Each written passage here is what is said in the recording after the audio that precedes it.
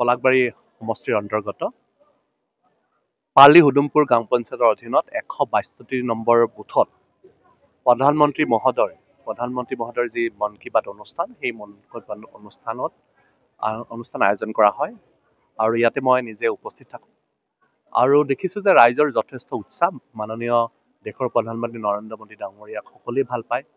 অসমৰ যিদৰে মাননীয় মুখ্যমন্ত্ৰী ডক্টৰ হিমন্ত বিশ্ব শৰ্মা ডাঙৰীয়াক ৰাইজে যথেষ্ট ভাল পায়।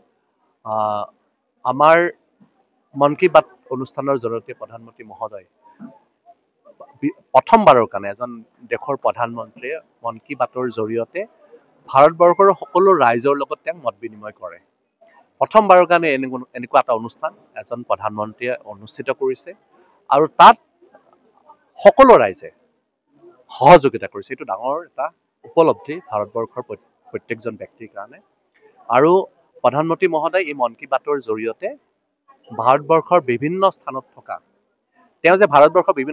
থকা প্ৰত্যেকজন ব্যক্তি, কোনোবাই কৃষিৰ লগত জড়িত, কোনোবাই ব্যৱসায়ৰ লগত জড়িত, কোনোবাই বিভিন্ন কৰ্মৰ লগত জড়িত, সেই সকলোবিলাক ব্যক্তিক কোনোবাই প্ৰেৰণাৰ উৎস হৈছে বিভিন্ন ধৰণৰ কাম কৰি সকলোকে উৎসাহিত কৰাৰ কাৰণে মাননীয় দেশৰ প্ৰধানমন্ত্ৰী নৰেন্দ্ৰ মোদী ডাঙৰীয়াই সকলোৰে ডাটাবিলাক তেওঁৰ হাতত যে থাকে তাৰ প্ৰমাণ যে মন কী বাত অনুষ্ঠানত তেওঁ দেশৰ প্ৰত্যেকখন ৰাজ্যৰ তাত যোনে যোনে ভাল কাম কৰিছে, কোনোবাই কৃষিত ভাল কৰিছে, যি ক্ষেত্ৰত ভাল কাম কৰিছে, তেওঁলোকৰ কথাও মন কী বাতৰ জৰিয়তে ভাৰতবৰ্ষৰ ৰাইজক জানিব দিয়ে।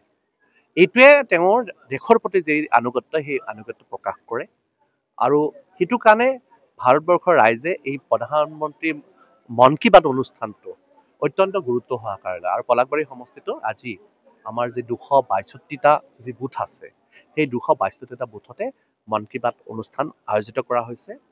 আগন্তুক দিনবিলাকতো আমাৰ ৰাইজৰ যিহেতু সহযোগিতা আছে, আমি আগন্তুক দিনবিলাকত প্ৰধানমন্ত্ৰী মন কী বাত অনুষ্ঠান আয়োজন কৰি যাম আৰু আমাৰ তেওঁৰ যি বাৰ্তা, সেই বাৰ্তাৰ জৰিয়তে আমি সকলোৱে উপকৃত হ'ম।